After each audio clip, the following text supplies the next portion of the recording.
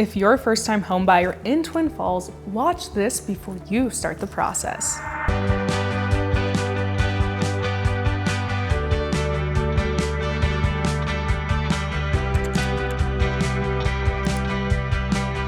If you're buying your first home in Twin Falls, there are a few things you need to understand before you start, because this process can either feel smooth and exciting or overwhelming and confusing depending on how you approach it. Hi, my name is Eliza Mendoza.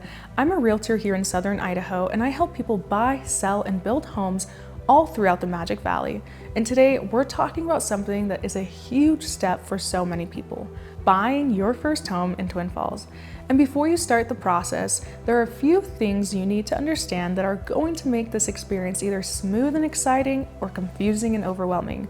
So I'm going to walk you through the entire process step by step and give you insight into what actually matters along the way.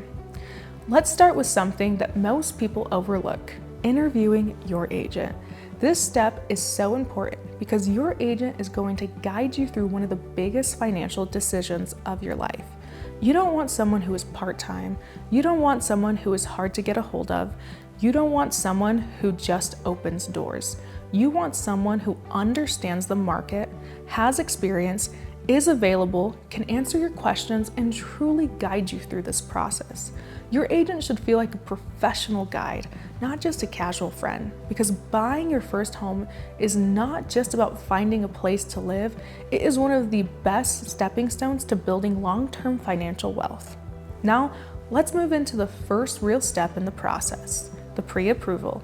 Pre-approval is your golden ticket. Before you start looking at homes, before you fall in love with anything, you need to know what you qualify for. This outlines your buying power, which means how much you can spend, not how much you have to spend. It also tells us the type of loan you're using, what your interest rate may look like, and what your estimated payments will be. Now, let's talk about closing costs.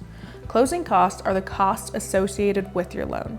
This includes lender fees, title fees, and real estate transaction costs. Typically, these are around 3% of the purchase price. And if you're using an FHA loan, that can be very similar to your down payment amount, which is why it's very common to ask the seller to help cover these costs so you don't have to bring that money out of pocket. Now, once you have your pre-approval and your agent, we move into the home search. This is where you start touring homes and figuring out what actually fits your needs. And I always tell buyers this: you're not just looking for something that looks good, you're looking for something that makes sense. Location, condition, layout, and long-term value all matter. Once you find a home you like, the next step is making an offer. This is where strategy comes in. We are not just submitting a price, we are structuring a full offer. That includes your purchase price, your closing cost request, your timeline, and your earnest money. Earnest money is a deposit that shows the seller you are serious. It's held by the title company and goes towards your purchase. Now let's talk about one of the most important protections you have: the inspection contingency. Once your offer is accepted, we schedule a home inspection. A professional inspector will go through the home and identify any issues. And I want to be clear: no home is perfect.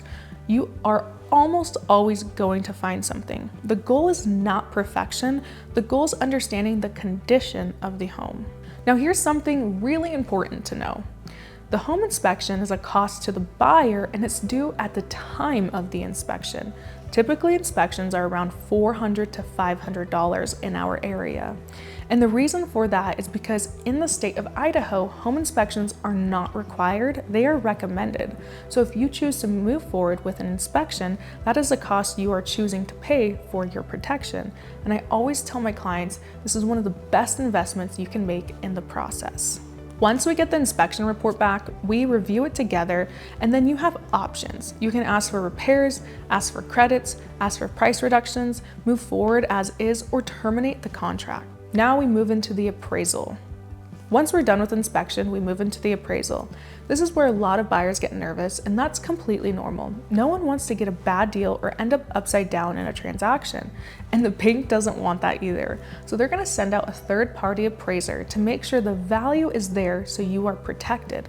If the home appraises at or above, we move forward. If it comes in above, that's great news. We don't need to adjust the price up, which means you're walking into instant equity. If it comes in under, we have options. We can negotiate with the seller, split the difference, bring in the difference, or potentially back out depending on your contingencies. Once we are through the appraisal, we move into the final walkthrough.